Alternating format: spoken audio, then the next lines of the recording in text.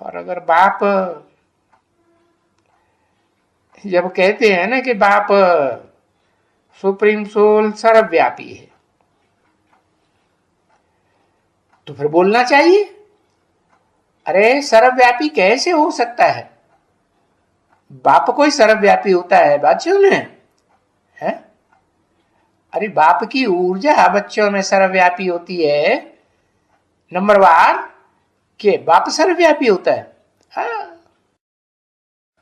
उसकी शक्ति नंबरवार बच्चों में जाती है। तो ये तो हो नहीं सकता कि एक बाप सब बच्चों में सर्वव्यापी हो। अरे फादर तो फादर भी है, और फादर का काम है जन्म देना। आदि में जन्म देता है और फिर बच्चों को बाद में वर्षा भी देता है। तो जरूर वर्षा कहो, इनहेरिटेंस कहो, वो देंगे ना।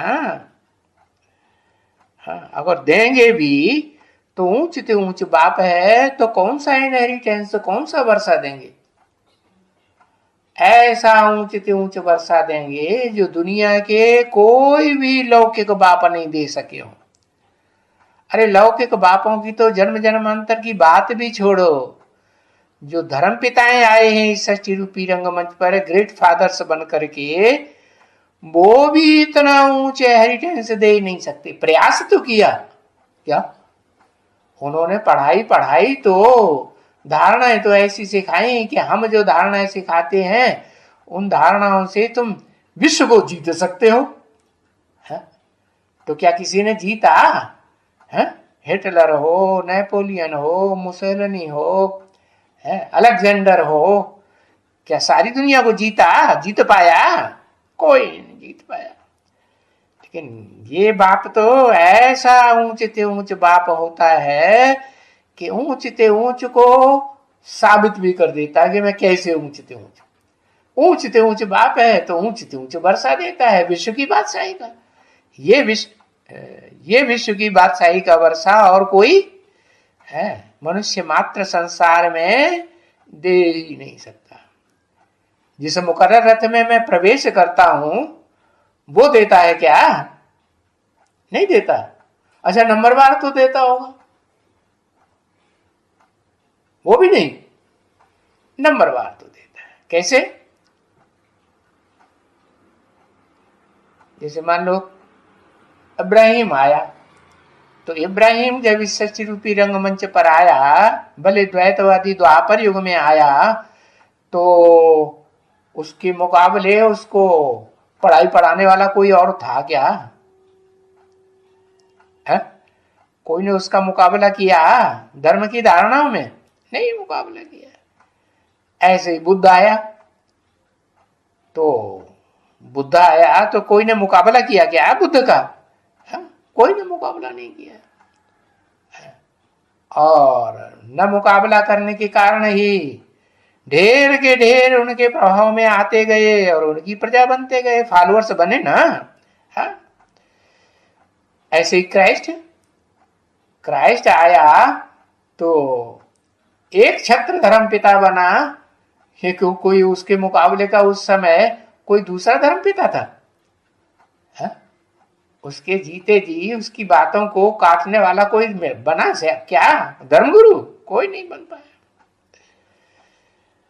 तो इनहेरिटेंस ऊंच से ऊंच तो देने वाला एक ही आत्माओं का बाप, निराकार आत्माओं का बाप, निराकारी बाप है। बाकी फिर जो निराकारी स्टेज धारण करते हैं नंबरवार पुरुषार्थ अनुसार, वो भी उस विश्व की बादशाही को प्राप्त करते हैं, लेकिन नंबरवार प्राप्त करते हैं, एक जैसा तो नहीं प्राप्त कर सकते। तो बाप है, बड़ी फादर है, वो टीचर भी है और सदगुरु भी है।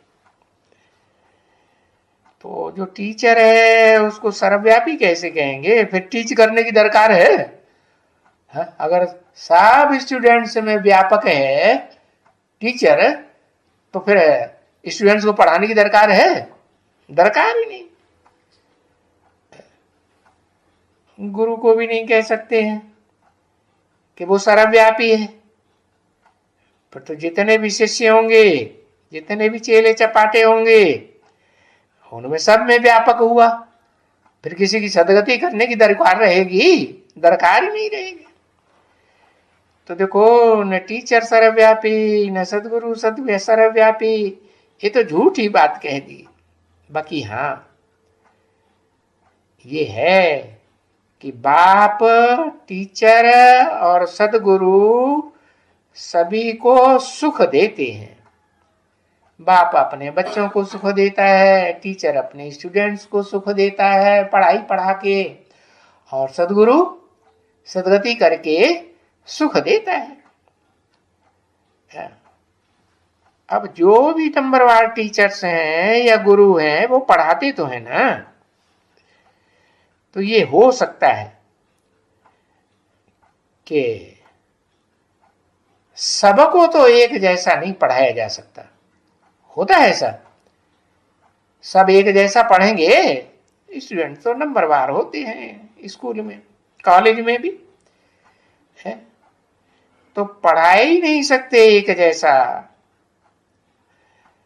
हाँ, जो बाप है वो तो सबको एक जैसा पढ़ाते हैं। दुनिया में जो टीचर्स होते हैं वो तो फिर भी ट्यूशन पढ़ाते हैं स्पेशली जाकर के किसी को, लेकिन ये बाप किसी को अलग से बैठ करके एक दो को चार को ट्यूशन पढ़ाते हैं क्या? स्पेशल नहीं पढ़ाते हैं।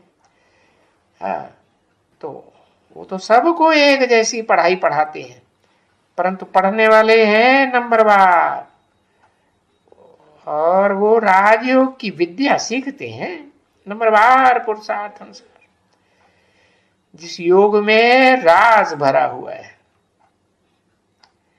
ऐसे रहस्य की बात और कोई तो बता भी नहीं सकता। इसलिए तो गीता में लिखा हुआ है, याद गुह्यतरम ज्ञानम, गुह्यते गुह्य ज्ञान सिखाता हूं, राज समझाता हूं। किनको? बच्चों को। जिन बच्चों ने आत्मिक स्टेज में रहने का पुरुषार्थ किया है, उनको कल पहले भी पढ़ाया था। और जब पढ़ाया था तब वो सत्य युग के मालिक बने थे। है? कि त्रेता युग का, द्वापर युग का मालिक बनाया था?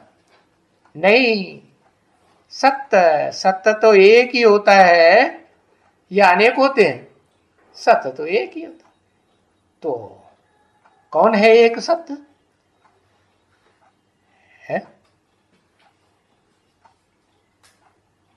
एक सत्य तो एक बाप ही है।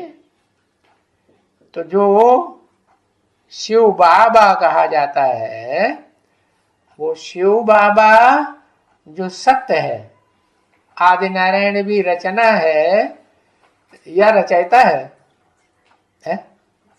रचना में रचयिता के मुकाबले कुछ कमती पावर होगी, कमती सच्चाई होगी या बराबर होगी?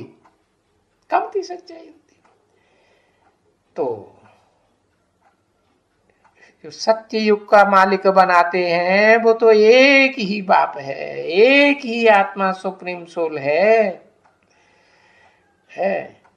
जो सतयुग का मालिक बनाने के लिए सच्चा सच्चा रास्ता बताते हैं, और सच्चे रास्ते को जो अव्वल नंबर में ग्रहण करता है तो उसको कहते हैं सतयुग का मालिक,